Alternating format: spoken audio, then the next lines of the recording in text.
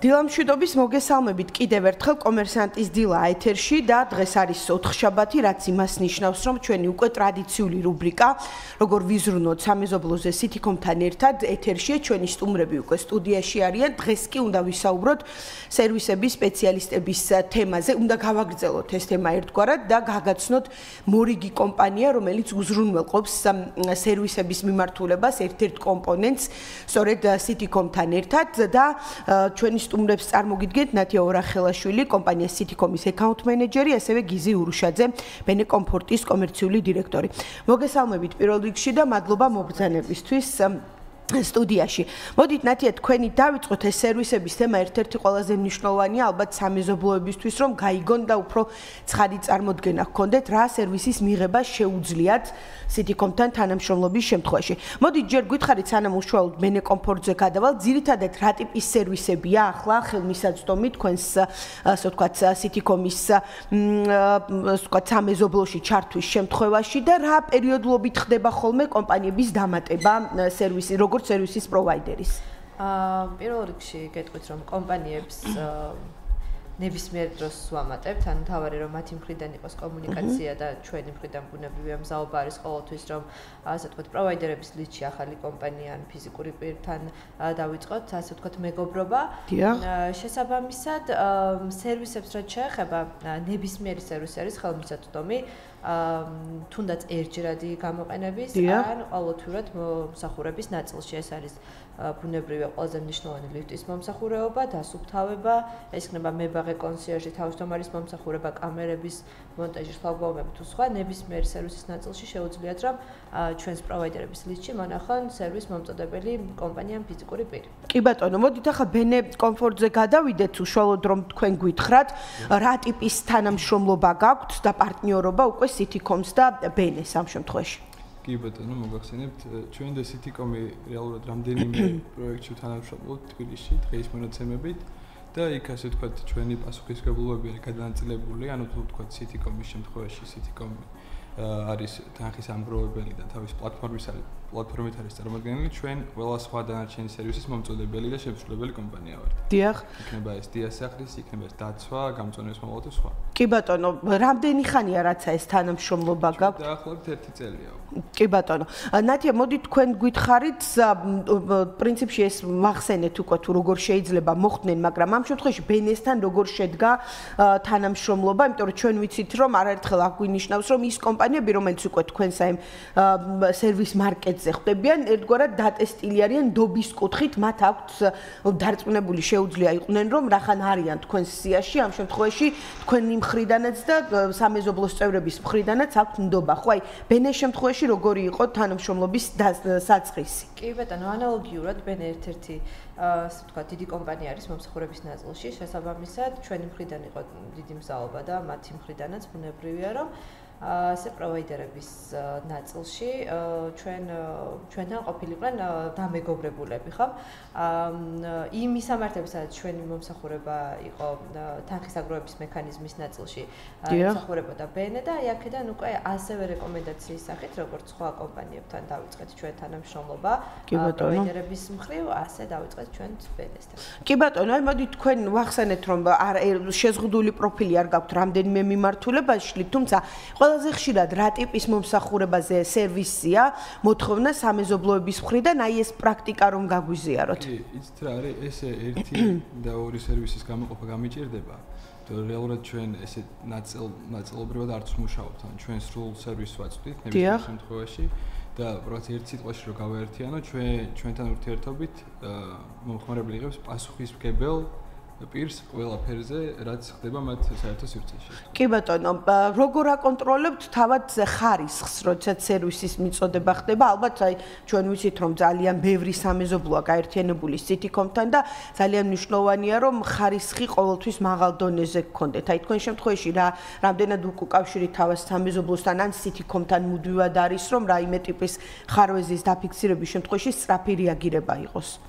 ეხლა მოკლედ რო ეხლა ბევრი შტისგან შედგება საკონტროლო მექანიზმი მოკლედ რო გითხრათ, ანუ ჩვენი პრინციპი არის ყავს მენეჯერი, რომელიც უშუალოდ ემსახურება კონკრეტულ კომპლექსს ამ პროექტს. ამათთან ერთად რამდენიმე მენეჯერი ყავს. რა ამათთან ერთად არის გენერალური მენეჯერი, რომელთანაც იყრის თავს, ასე ვთქვათ, ყველა ეს მენეჯერი და ყველა ეს საკითხი, რაც არის განსახილველი კონკრეტულ პროექტზე. პლუს ამას არის HR დეპარტამენტი, რომელიც აკონტროლებს, ვთქვათ, კადრები, რომ სრულყოფილად კომპლექტებული და ბედნიერები, რაც ძალიან მნიშვნელოვანია, ჩვენ თანამშრომლები, ასე ვთქვათ, მიხედილები. ფინანსური დეპარტამენტი, რომელიც აკონტროლებს იმას, რომ ყველა ჩეკი და ბლანკი შენახული იყოს, ყველა გადახდა მოხდეს დროზე და წესიერ მე წარმოადგენს ეს გადახდები. და პლუს ამას არის, ანუ ხარისხის კონტროლის დეპარტამენტი, რომელიც ბექ ოფისი, ასე ვთქვათ, რომელიც რაღაც ყოველთვიურად აკონტროლებს ჩვენი მომხმარებლის კმაყოფილებას. ეს არის რაღაცა მოკლე დრო შეგიძლია. საბოლოო ჯამში რომ უზრუნველყოფილი იყოს ყველა რგოლი, ხო? ძალიან დიდი რესურსი უმეტესი რესურსი შეხარჯება იმაში, რომ ჩვენი მომხმარებელი იყოს კმაყოფილი. კი ბატონო, მოდით აი თქვენ ახსენეთ, რომ არაერთი ის თქვა სამეზობლოა, თუმცა უფრო მეტი ინფორმაცია რომ მოგცეთ, თქვა დაახლოებით რამდენ სამეზობლოსთან გაქვთ ამ ეტაპზე თანამშრომლობა და სამომავლო გეგმებით რომ გითხრათ, პოტენციალი თუ არის რომ უფრო გაიზარდოს თქვენთან ეს თქვა სამეზობლოების რაოდენობა უშუალოდ თქვენი სერვისი twin სარგებლობს. დიახ. როგორც ჩვენ ზოგადად ბენე კომფორტი 40-ზე მეტი საცხოვრებელ კომპლექსს ემსახურება ამ ეტაპზე. თბილისში, ხო? თბილისში და არა მარტო გუდაურშიც და კი ბატონო, დიახ. სამეზობლო City.com-თან ერთად ჩვენ დღეს ვართ წარმოდგენილი 3 პროექტში თბილისში და ბუნებრივია რა ხან ასე ვთქვათ დავიწყეთ ეს ურთიერთობა.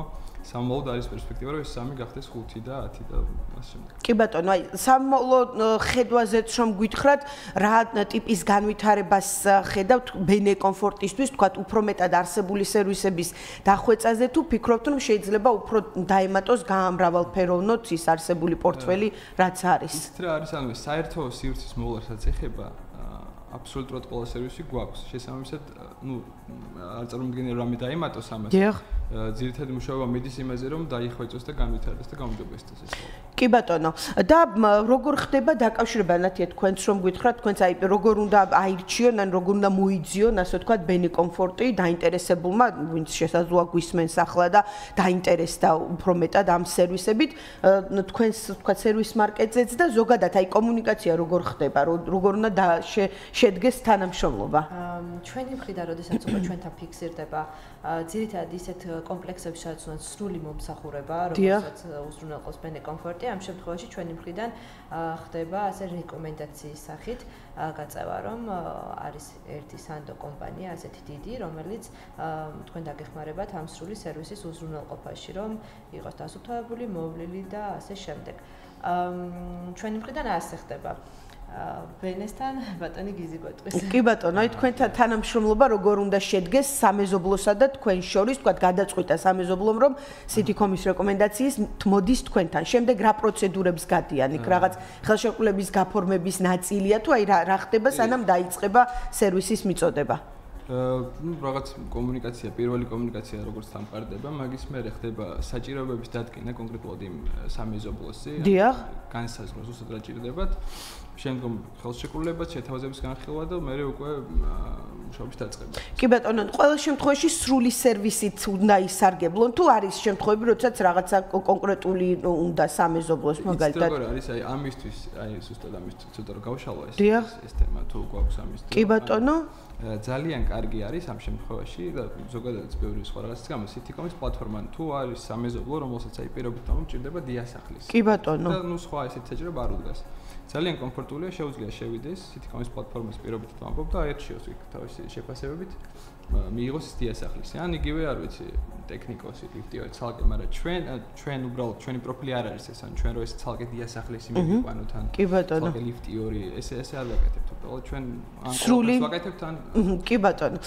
კი ბატონო, ნათი ჩვენ ამ თემაზე დავასრულეთ, მაგრამ აუცილებლად უნდა აღვნიშნოთ ის გათამაშება კონკურსი უпростоრად, რომელიც ამჟამად მიმდინარეობს, თუმცა სულ რამდენიმე დღე რჩება, ხო, 15 მარტამდე არის, ასე ვთქვათ, ვადა ჯერ კიდევ, როდესაც შეგიძლიათ რომ City.com-ის გვერდზე დააფიქსიროთ ის კონკრეტული საჭიროება, რაც აქვს თქვენ სამეზობლოს, აი თქვენ გითხარით უფრო დეტალურად ჩვენ წინა გადაცემაშიც ვისაუბრეთ კონკურსი, რომელიც მოიცავს 5,000 ლარის ჯილდოს სამეზობლოსთვის, რომელიც წარადგენს იდეას, მიიღებს ყველაზე მეტ მოწონებას და გამარჯვებული გამოვლინდება ასევე რამდენიმე დღეში, ხომ? ახლა რა ხდება, რამდენად არის აქტიურობა და შინაარსზეც რომ გითხრათ, ვინც არ იცის ახლა ვისაც სურს ჩაერთოს. კი ბატონო, ძალიან დიდი აქტიურობა დაგუფიქსირდა ამ პოსტთან დაკავშირებით. კი ბატონო, 5000 ლარს ვაჩუქებთ იმ სამეზობლოს, რომელიც სამეზობლოს იდეაც იქნება, ასე ვთქვათ, ყველაზე საინტერესო და მოიპოვებს ყველაზე მეტ ლაიქს. ჩვენს პოსტზე უნდა იყოს დაფიქსირებული კომენტარი, უნდა ჰქონდეს ლაიქები და ასევე მუზე უნდა იყოს რეგისტრირებული ის კონკრეტული მეზობელი, რომლის ინიციატივაც იქნება რაიმე ცვლილების დანერგვა ამ თანხის საფუძველზე. 15 მარტს სრულდება, ასე ვთქვათ, მიღება კომენტარების, იდეების და 17 მარტს უკვე გამოვავლენთ ჩვენ გამარჯვებას. ყველაზე მეტი მოწონების შემთხვევა. ეს თქვენი სამეზობლოს წევრები უნდა იყვნენ? ამას არ აქვს მნიშვნელობა.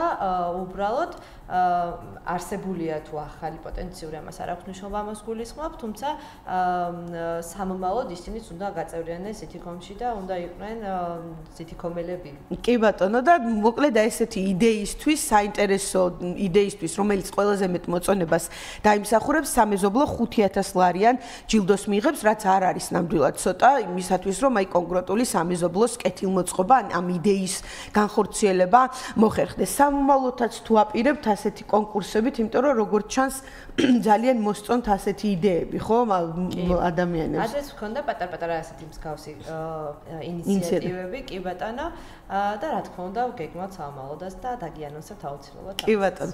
დიდი მადლობა, წარმატებებს გისურვებთ. შეგახსენებთ, რომ ჩვენ დღეს ვისაუბრეთ სერვისების სპეციალისტებთან და სერვისებთან ზოგადად სამეზობლოებში, ნათია ორახელაშვილი, სითიკომის აკაუნტ მენეჯერი და გიზი ურუშაძე, კომპანია ბენე კომფორტის კომერციული დირექტორი იყვნენ ჩვენი სტუმრები.